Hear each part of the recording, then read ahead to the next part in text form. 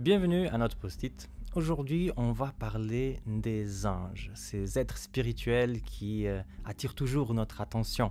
Alors, si cela t'intéresse, il faut vraiment écouter ce post-it jusqu'à la fin. Aujourd'hui, je te propose de lire un texte qui se trouve en Hébreu, chapitre 1er et le verset 14. Il dit ainsi le texte.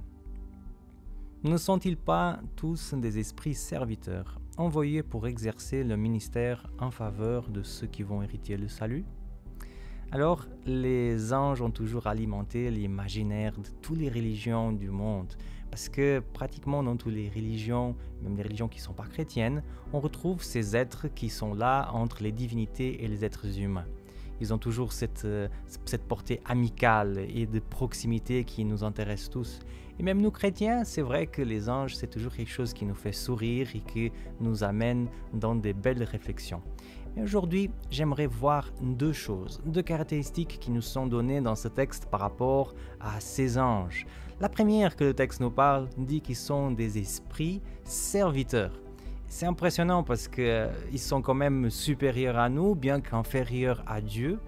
Ils pourraient être là pour être plutôt servis par nous, mais en fait, ils sont là pour nous servir. Et moi, je suis toujours touché lorsque je vois quelqu'un qui est dans une position de supériorité, mais qui se décide à servir. C'est ce qu'on voit aussi avec Jésus, déjà avec son incarnation, mais aussi son ministère sur terre. Ce n'est pas anodin que Jésus a dit à ses disciples « Quiconque veut devenir grand parmi vous sera votre serviteur » Matthieu 20, 26. Ça montre bien que la grandeur vraiment du ciel, c'est d'être au service des personnes qui sont en face de nous.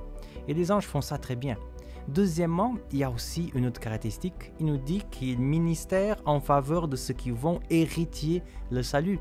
C'est-à-dire que ce n'est pas un service juste de nous faire les commissions ou autre chose. Les anges ne sont pas là pour faire ça. Les anges sont là pour ouvrir pour notre salut. On ne sait pas exactement qu'est-ce qu'ils font, mais en tout cas, ils sont dans le service de cette cause. Et cette réflexion m'a interpellé beaucoup. Déjà, premièrement, parce que je ne pense pas que je suis toujours au service des personnes comme les anges. Donc, de leur exemple, et aussi de l'exemple de Jésus, je me sens très interpellé. Deuxièmement, cette idée d'être au service pour le salut de quelqu'un m'a amené dans une réflexion très intéressante. Est-ce que je m'intéresse vraiment au salut de mon voisin ? Est-ce que je m'intéresse vraiment au salut de mes amis qui n'ont pas encore rencontré le Christ ? Les anges, oui. Dieu, oui.